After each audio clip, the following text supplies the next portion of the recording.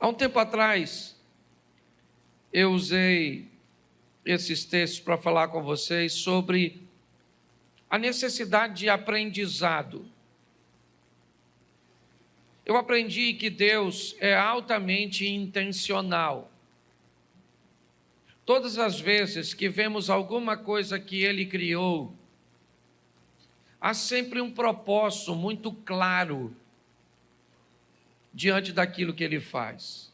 Por mais insignificante que lhe pareça uma rocha no local, um inseto, uma folha,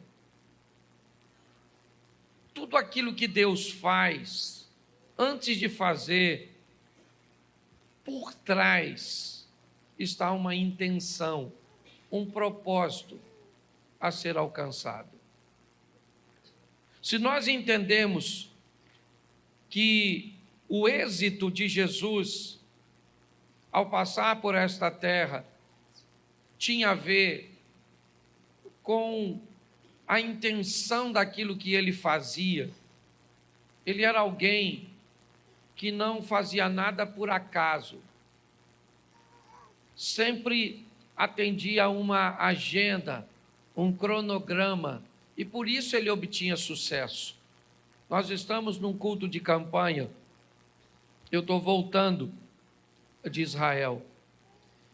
E todas as vezes que eu me deparo com uma situação de aprendizado, eu procuro retirar o máximo possível. E do guia que estava comigo, ele me disse algo, apesar de não ser cristão, ele me disse que o êxito de Jesus estava em sempre fazer as coisas para os outros. Basicamente, você só vai encontrar uma oração feita por Jesus em prol dele mesmo. Se possível for, aparte de mim este cálice. Todas as outras coisas que ele fazia, sempre estava focando outras pessoas.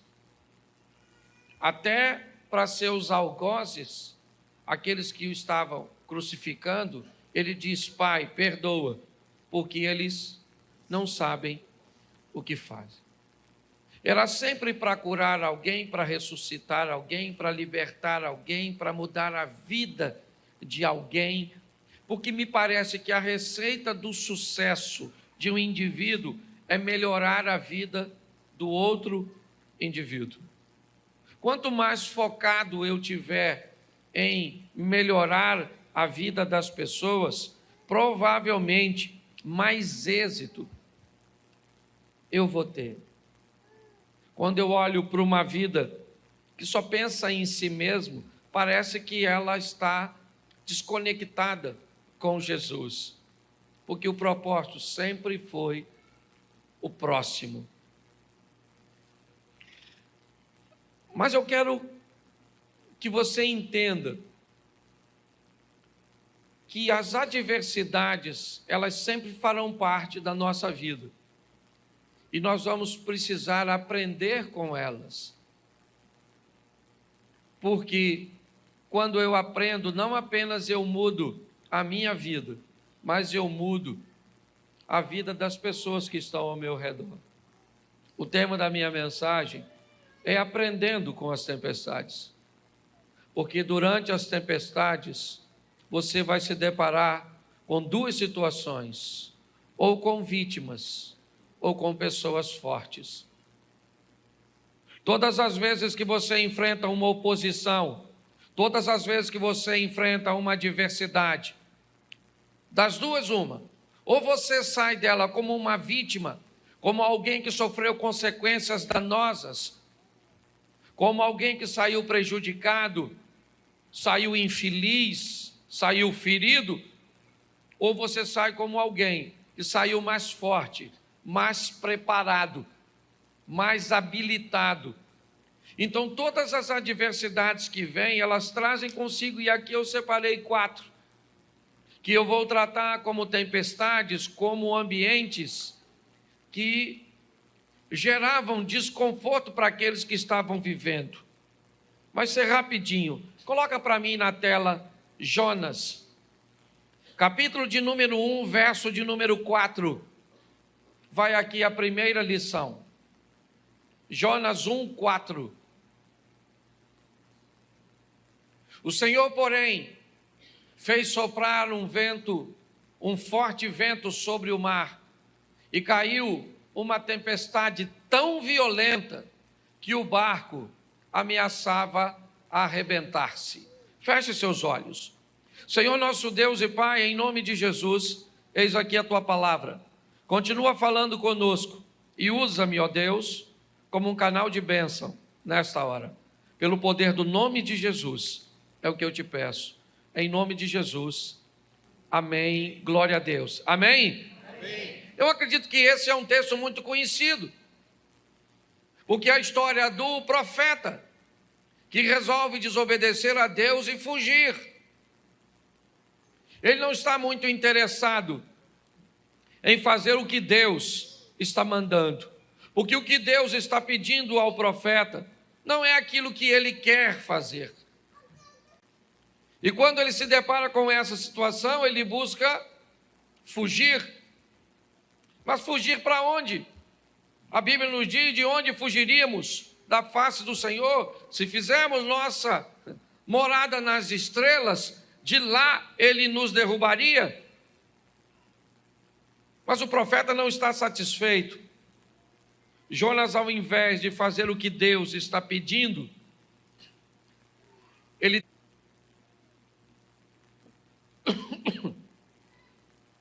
Mas preste atenção.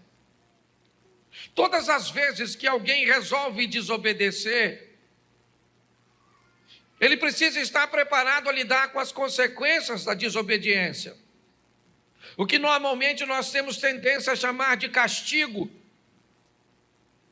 Eu tenho falado isso muito para a igreja. Utilize as palavras certas, as colocações certas, e provavelmente,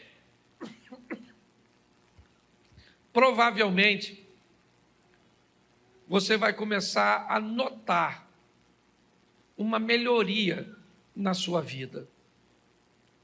Quando você começa a se tornar responsável por aquilo que faz, quando você começa a entender que toda ação gera uma reação, você se torna mais cuidadoso.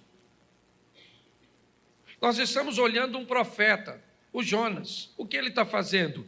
Ele está fugindo de Deus. Mas para fugir de Deus, ele planeja entrar num navio. Para fugir de Deus, ele se mistura com pessoas, ele se aproxima de pessoas. E todas as vezes que um desobediente se aproxima de alguém, essa pessoa precisa estar extremamente atenta. Por quê?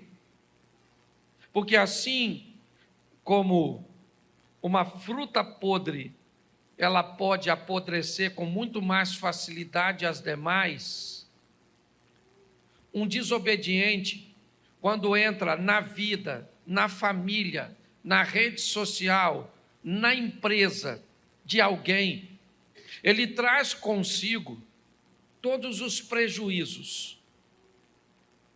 Quando Jonas entra no barco, o texto diz que o barco ameaçava a despedaçar. Por quê? Porque esse camarada entrou. Então, qual é a função da tempestade? Ela veio conversar com alguém daquele barco. Quem? O responsável. O que aquela crise veio é dizer para o responsável do navio: tem alguém dentro do seu barco que não deveria estar aí. E se você não tomar uma decisão de tirar esse indivíduo de dentro do seu barco, ele afunda. Quando nós vamos nos relacionar com alguém, é muito importante, principalmente se essa pessoa está vivendo crises, adversidades. Eu não estou dizendo para você se afastar dessas pessoas. Eu só estou dizendo para você buscar fazer uma leitura, porque aquilo está acontecendo. O capitão do navio, o navio é dele, ou pelo menos ele é o responsável. Ele tem toda a sua tripulação, ele tem toda a sua carga, ele tem todos os passageiros, inclusive um deles é Jonas. Mas agora, tudo aquilo está ameaçado, porque alguém entrou, e esse alguém não deveria estar lá. A tempestade veio, ela era violenta, ela está sacudindo o barco já está correndo o risco de naufragar. O capitão do navio, então, ele é responsável, e ele então começa a procurar. Ele começa a buscar, provavelmente, alguma coisa que ele possa jogar fora. E a primeira coisa que ele viu, a carga. Se eu jogo a carga fora, eu deixo o navio mais leve. Se eu deixo o navio mais leve, a probabilidade dele afundar diminui. Eu dou mais flutuabilidade para ele. Então ele pega a carga e joga fora. Ele joga as malas fora.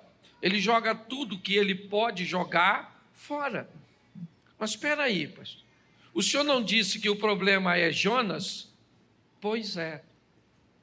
Mas enquanto você não sabe o que precisa jogar fora, você corre o risco de jogar fora aquilo que não precisava jogar.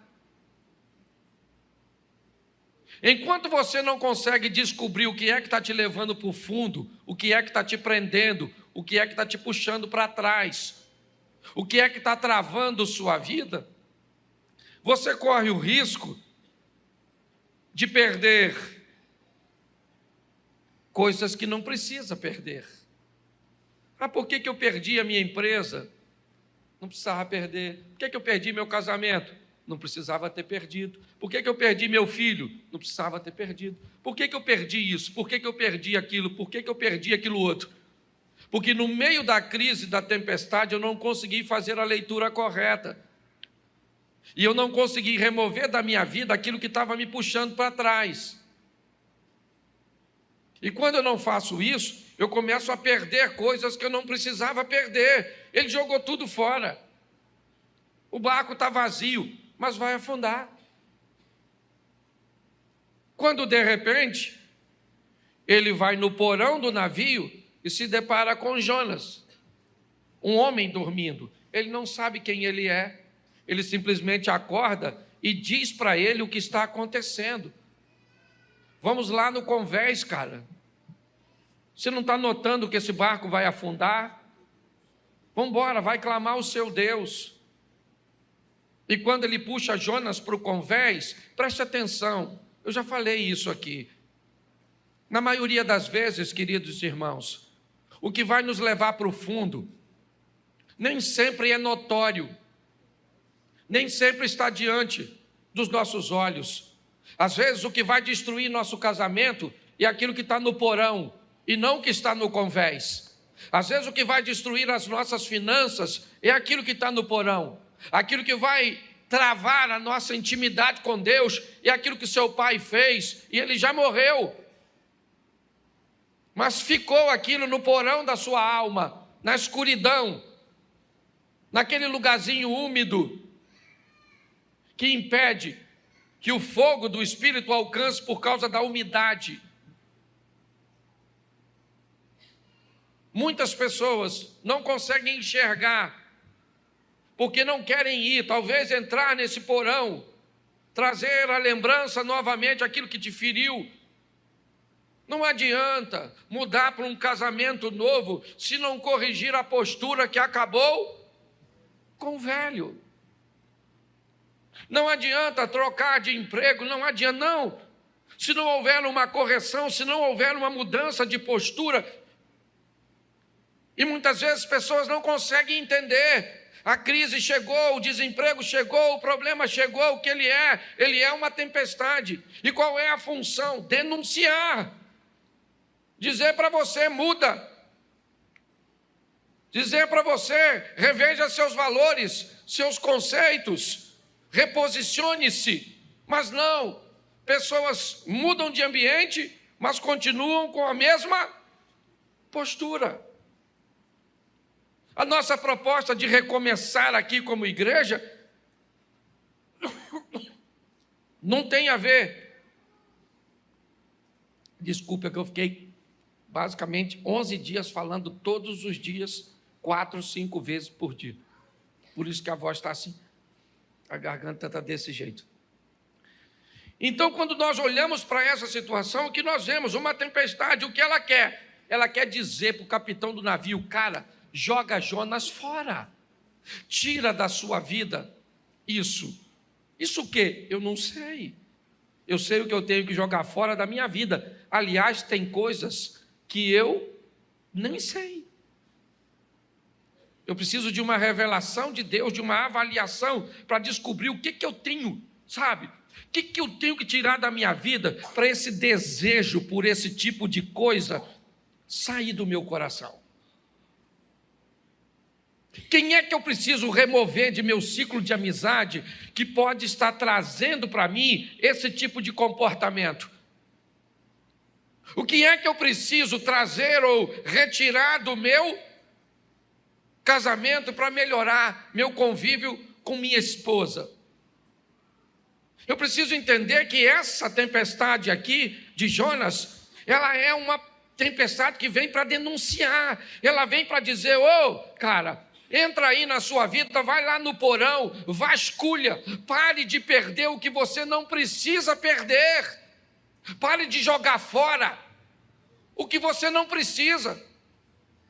Invista um pouco de tempo para vasculhar a sua vida à luz da palavra de Deus e descobrir quem participa, quem não participa, o que eu devo fazer, o que eu não devo fazer, porque muitas tempestades e crises têm apenas um propósito: denunciar. Tira, quanto mais rápido você tira. Presta atenção, cadê o Jonas? Joga o Jonas fora, a tempestade está aí, eu jogo ou não jogo? Presta atenção, o Jonas falou, o problema sou eu. Ele falou para o capitão, está no texto, depois você lê, mas ele não pulou. Porque ele poderia falar: gente, ó, o problema da tempestade sou eu, fica tranquilo que eu pulo. Mas não é função do problema sair da sua vida. É função sua dizer: eu não quero você aqui. Somos nós que temos que decidir. O capitão do navio fica com medo de jogar. É lógico que ele está com medo, ele está desconfortável. O que ele está pensando? Se a vida desse cara é tão preciosa para causar tudo isso, se eu jogo ele fora, corre o risco do barco afundar. Porque às vezes você fica com medo de terminar o namoro, que já está numa idade avançada. Pastor, se eu termino, como é que eu arrumo outro? Ruim com ele, pior sem ele. Pastor, esse emprego é a única coisa que sobrou. Pare de andar por segurança e comece a viver por fé. Entenda que Deus quer o seu melhor. Fale com ele: Senhor, quem é esse miserável do Jonas que está na minha vida? Troca o nome. Talvez não seja Jonas, seja Roberto, Antônio, sei lá. Eu não sei quem é a pessoa, eu não sei. Talvez seja o Cláudio. Não eu. Quem é? Ah, pastor, meu pai. Seu pai? Sério, pastor. Sabe? Ele fez algo comigo que eu nunca esqueci. E por que ele não pede perdão? Porque morreu. Então não vai pedir mais. Então, pastor, mas eu não consigo esquecer. Então morre. Logo. Porque você tira isso do seu coração, não tem jeito, gente.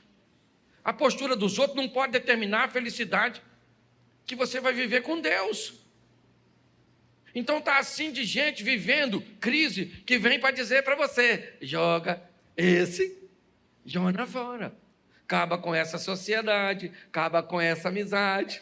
sai desse grupo de internet, não se mistura com esse tipo de gente na igreja, porque até na igreja tem gente ruim. Não é você, mas tem. Tem um povo ruim. E eu gosto dessas mensagens de denúncia.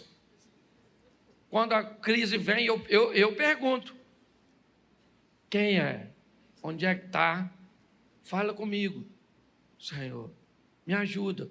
Às vezes é coisa que eu estou lendo, é gente que eu estou andando, e aí eu tenho que falar, ó, não ando mais. Não preciso falar com a pessoa, lógico, eu só não ando mais. Porque não faz bem para mim, dá para você entender isso? Então fala para quem está do seu lado, procure o Jonas. Isso aí. Segunda tempestade.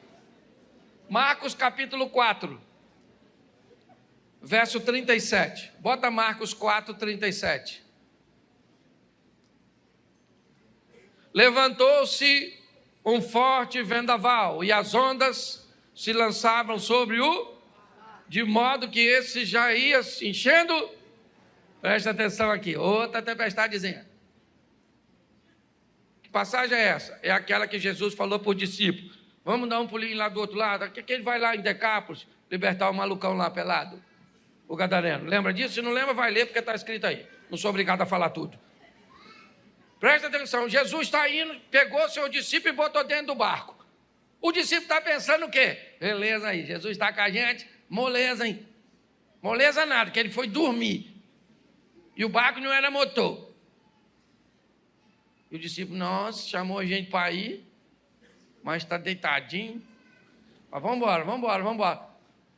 E quem é que vem? Tempestade. Se tem uma coisa que para crente é com fartura, é tempestade. Mal termina uma, já entra outra. Eu não. Parece que a gente vive num turbilhão. Porque todas elas trazem consigo seus ensinar. A primeira tempestade vem como uma tempestade que vem denunciar. E essa agora, não tem nada de denúncia. Jesus está lá quietinho, dormindo, e lá vem a tempestade. E sacode para lá, e sacode para cá, e balança para cá, e balança para lá. Um olhou para o outro e falou: nós vamos morrer nesse troço. E ele vai morrer dormindo. Porque nem vê vai. Nós vamos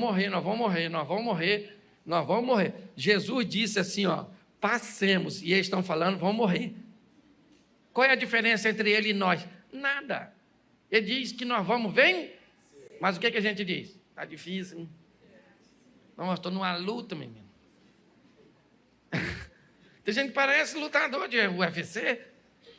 Quando não está lutando, está treinando. Mas é todo dia apanhando e machucando. Olha só, você está rindo, cuidado, pode estar rindo de tudo. Mas olha que coisa engraçada. Os discípulos estão lá e de repente eles vão lá chamar Jesus.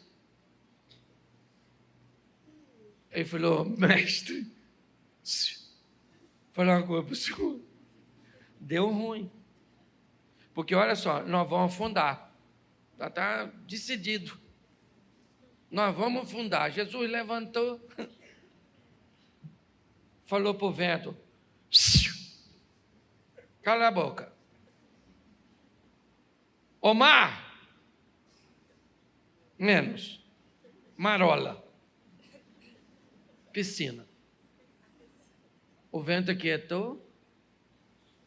Os caras que andavam por Jesus ficavam olhando um para o outro, falando assim: quem é esse? Muito prazer, Jesus. Estamos andando já há um tempão junto. O que essa tempestade vem mostrar? O poder de quem anda com ele. É isso. Tem problema na nossa vida que só vem para tentar fazer com que nós venhamos descobrir quem é aquele que está no barco conosco. Porque Jesus disse: passemos. Ele não disse passe, ele disse: passemos, eu vou junto com vocês. O que pegar para vocês, pega para mim. Quem se levantar contra vocês, se levanta contra mim. É isso, eu vou estar com vocês. Tem tempestade, gente, que só vem para isso. E aí tem gente que perde tanta oportunidade de descobrir. Porque fica com tanto medo, que não consegue ter a experiência de descobrir que aquele que está com você, aquele que está conosco, é maior do que tudo aquilo que nós vamos enfrentar. Tem tempestade que só vem para isso, só para mostrar o quão grande é o nosso Deus. A maioria delas fala sério, gente. É o mesmo motivo que Davi enfrentou Golias. Por que Davi enfrentou Golias? Sabe por quê? Porque ele matou leão e urso.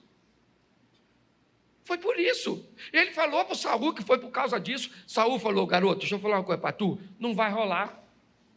O cara é grande, tu notou que o cara é grande? Guerreiro, grandão, fortão, o cara tem escudo. O que tu tem? Uma tiradeirazinha. Davi falou: não, peraí, vou falar uma coisa para o senhor aqui.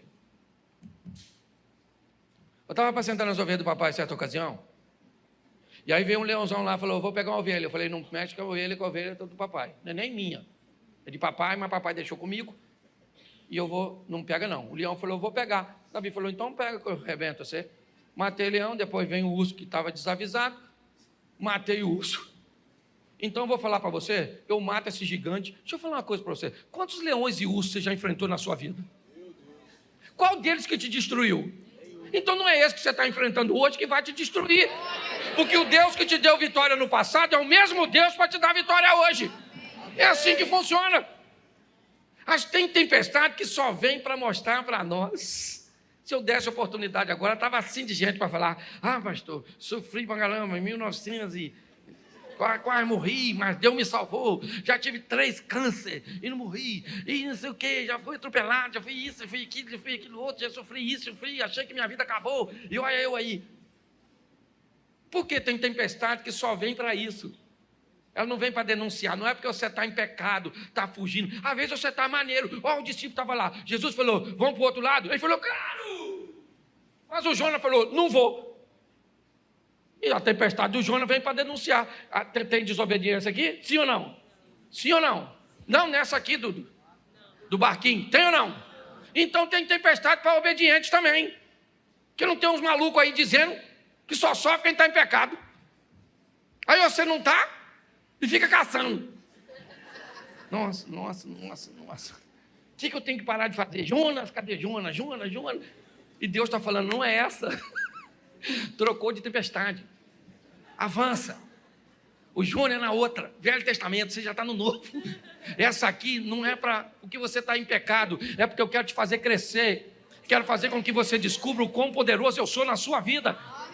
Eu vou me levantar no meio da tempestade e vou dizer: cala a boca, porque quem está aqui dentro está comigo, pronto, acabou. Então tem tempestade que é desse jeito, gente. Pare de achar, nós viemos de uma cultura esquisita.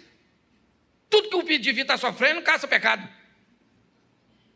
Não, parece um caça-fantasma. O que você fez? Eu não estou desempregado. Desobediência. Você não é dizimista. Rapaz, não sou agora, porque estou desempregado. Então tem alguma coisa, abre esse coração, que pecado tem? E você sai caçando: cadê Jonas? E Deus diz: não é Jonas, meu filho. Atualiza essa mente sua. Está assim de gente. Então tem tempestade que é desse, tá um montão de gente. Eu, por exemplo, tenho um montão de tempestade que eu já enfrentei, que era só para demonstrar o poder, mas também tem umas tempestades que era para tirar o Jonas. Já tirei muita gente na minha vida. Louvado seja Deus. Estou falando sério. Ó, eu trabalhava numa empresa que, se Deus não me mandasse embora, eu estava lá até hoje. Pensa num lugar que eu gostava. E pagava 3 salários. Oh, que beleza. Criei minha família com 3 salários. Era uma maravilha. Mas Deus precisou tirar aquilo. Aquilo era um Jonas que atrasava a minha vida. Quando me mandaram embora, pensa num cara chorando. Meu Deus do céu, o que vai ser da minha vida? Eu imagino Deus olhando. Você é uma besta mesmo. Se olhasse o que eu estou preparando. E eu lá, cheio de medo. Então não tem jeito, não. Tem que aprender com as tempestades, tem que aprender. Tempestade não vem só para desobediente, não. Os caras estavam lá, Jesus falou: vamos, ele falou: vou. E Jesus foi fazer o quê? Dormir. Não podia estar acordado.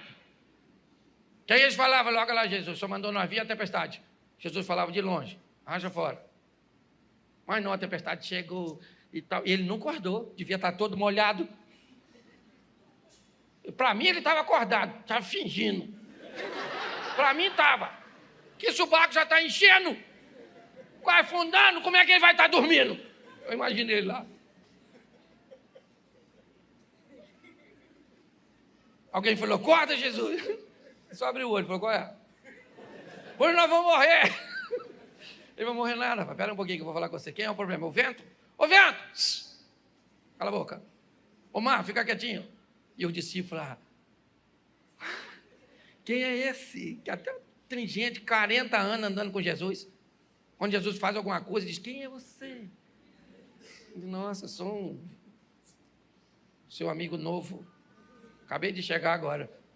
Então aprenda a viver. Tempestade, fala para quem está do seu lado, tempestade também vem para obediente. É isso aí. Vamos para a terceira tempestade? Mateus 14, 24. Isso não define muito uma tempestade, mas um ambiente bem inóspito. Mas o barco já estava a considerável distância da terra, fustigado pelas ondas, porque o vento, soprava contra... Presta atenção.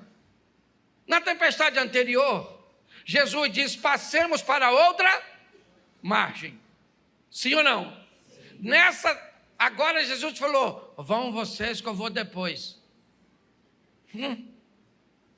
Por isso que o texto diz que Jesus obrigou, compeliu, insistiu, mandou, porque os caras não estavam a fim de ir. Se da outra vez com ele foi ruim, agora sem ele... Pastor, por que agora Jesus não vai? Porque é outra lição. Tem lugar que ele vai contigo, tem outra que ele diz, vai você, que eu vou depois, para ver o que você é capaz de fazer. Foram lá.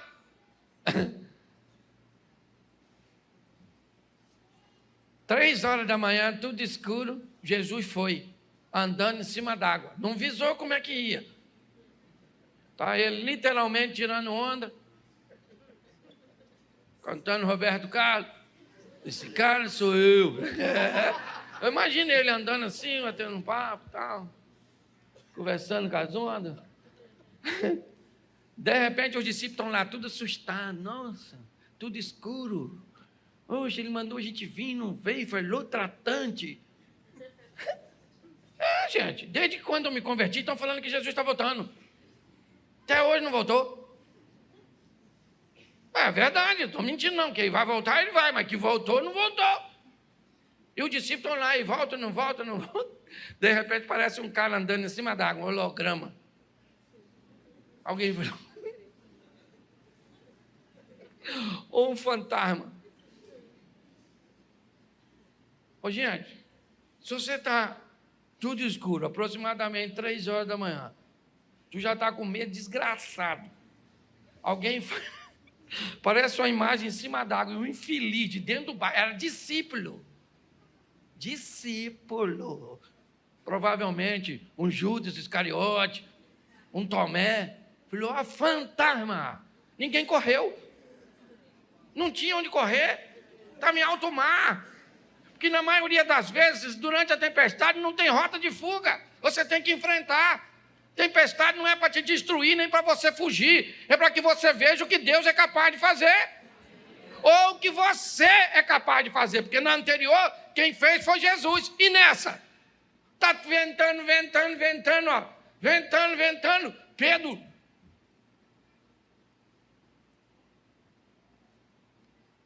Aí. É Jesus mesmo?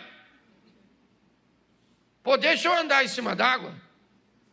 Pô, tô afinzão de andar. Tá vendo ele? É ele mesmo, né? Eu vou aí, hein? Porque tem tempestade e crise que não é para Deus agir. É para você agir e experimentar o que ele pode fazer. Você lembra o Moisés? Moisés é um cara maneiro, sim ou não? Um cara de oração, não era? Pô, o cara maneiro. Quando o faraó vem pegar ele, ele vai orar. O joelhinho dele, Senhor. Deus falou assim, melhor levantar, filho. Que o faraó já está chegando. Você não tem um negócio aí na mão? Toca aí, meu filho, vai embora. Tem a ver comigo não, tem a ver com você. Muitas crises que nós estamos vivendo, elas só vêm porque Deus quer criar em nós um poder de reação.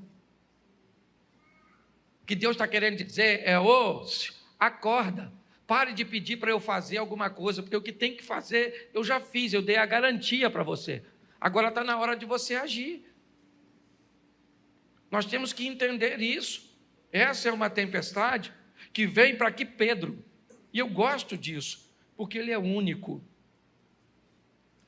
Tem 12 camaradas dentro do barco, mas só ele vai sair. Isso é bem legal. Talvez não seja muito agradável ver no meio de 12 discípulos apenas um ter coragem de olhar para aquela situação e dizer: isso é uma oportunidade que eu tenho de viver o sobrenatural. Eu vou andar sobre as águas, eu vou caminhar sobre elas. Mas e os outros? Não é problema meu.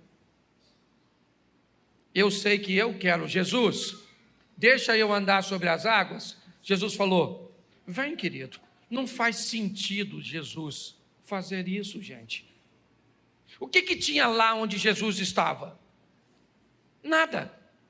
Jesus está indo para onde? Para o barco. O que Jesus deveria ter falado para Pedro? Me espera aí que eu já estou indo.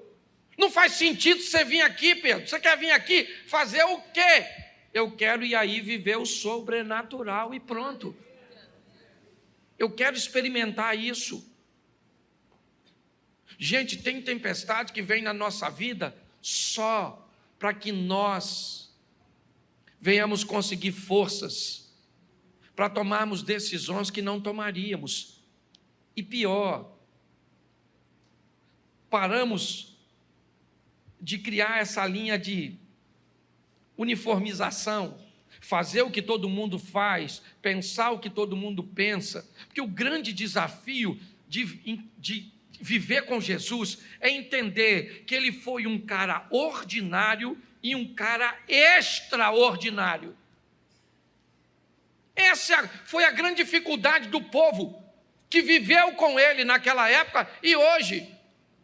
Durante 30 anos, ele vive uma vida ordinária, comum. Quando ele chega em Caná da Galileia, ele faz um milagre. E ali começa a nascer um Jesus extraordinário.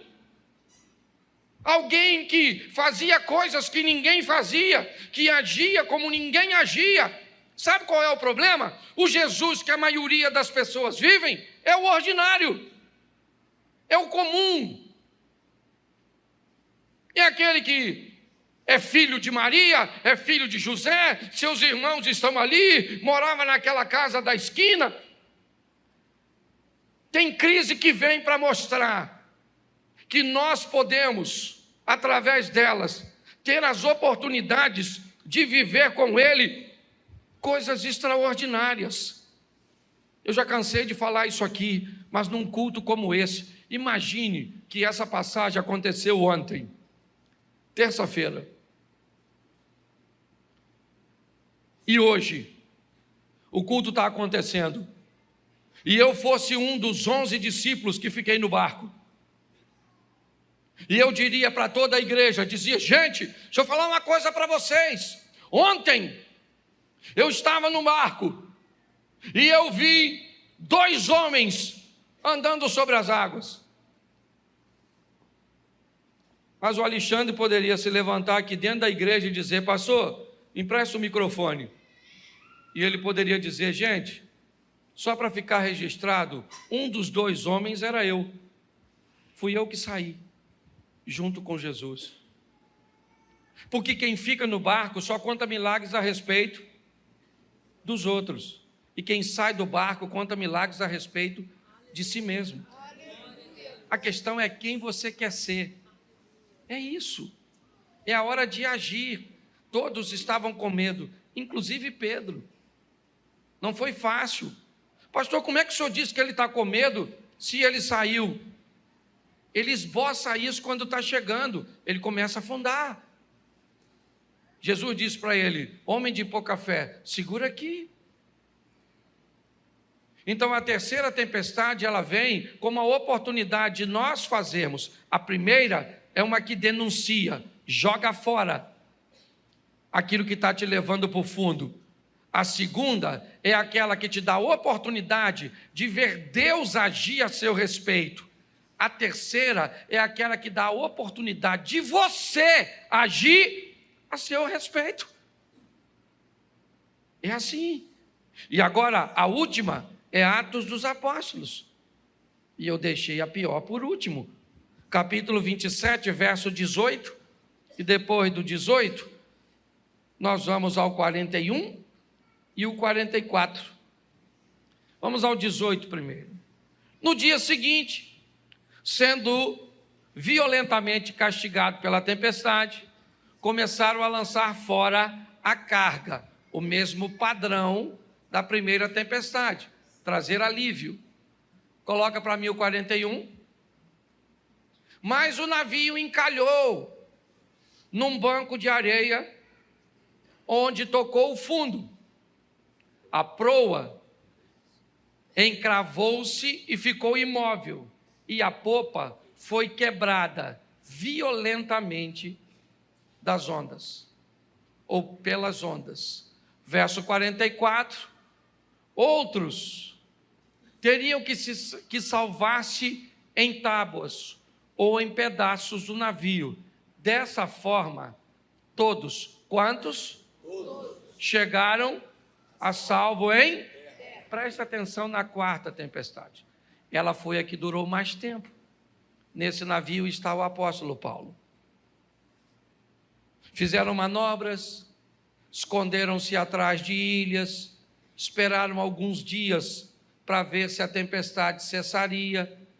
Ela não cessou. Quando tentaram navegar um pouco mais, nós vimos que o navio encalhou e as ondas nele encalhado começaram a bater de uma tal forma que ele se rompeu. Bom, o navio do capitão, ele jogou Jonas e foi embora em direção a Tarsis, a Espanha. O barco de Marcos, capítulo 4, a partir do verso 35, Jesus repreende o vento e o mar e fica tudo certo. Mateus 14, a partir do 22, é a terceira tempestade, onde Pedro anda sobre as águas. E assim que Jesus pisa no barco, o vento vai embora. Mas a última tempestade não foi legal para o barco. Ele naufragou. Ele se despedaçou. Mas o texto diz que as pessoas que estavam no barco, presas aos destroços, conseguiram chegar na areia e ninguém morreu. A Bíblia está me dizendo que tem tempestades que não adianta jogar fora, que o Senhor não vai se levantar para acalmá-la, que não é a sua decisão assertiva que vai fazer ela passar, porque ela vai afundar. O barco vai afundar. O ente querido vai morrer. A empresa vai fechar. O casamento vai virar divórcio. O filho pode caminhar para um caminho que não deve. Tem tempestades que elas são extremamente prejudiciais, danosas. Mas o que ainda essa tempestade me mostra é que ninguém morreu. E aqui não estou falando simplesmente de morte física, não. a nossa ótica a respeito da Bíblia, nós temos muito que aprender. Eu acabei de chegar de um lugar que o dia começa na noite. Sim, para os judeus, o dia não pode começar de dia e terminar à noite. Ele tem que começar de noite e terminar de dia, porque o Senhor nos chamou das trevas para a sua maravilhosa luz. Não faz sentido um dia que começa com dia e termina com noite. Ele tem que começar com noite e terminar com dia. Quando nós começamos a mudar a nossa mente, nós vamos descobrindo a grandeza do que Ele deseja realizar. Essa tempestade, para mim, é a tempestade que originou o nome da nossa igreja. A oportunidade que Deus nos dá de um recomeço, de olhar para os destroços do nosso casamento, para olhar dos destroços de nossa vida emocional, para olhar dos destroços de nossas decepções, mas saber que nós seguramos, sabe, literalmente numa tábua de salvação, e chegamos até a praia com a possibilidade de vivermos em Deus, por sua misericórdia, uma nova fase. Mas uma nova fase como uma pessoa nova. Por quê? Porque a tempestade, ela afundou meu navio, mas ela não tirou a minha vida. Ela me deu a oportunidade de viver uma nova experiência.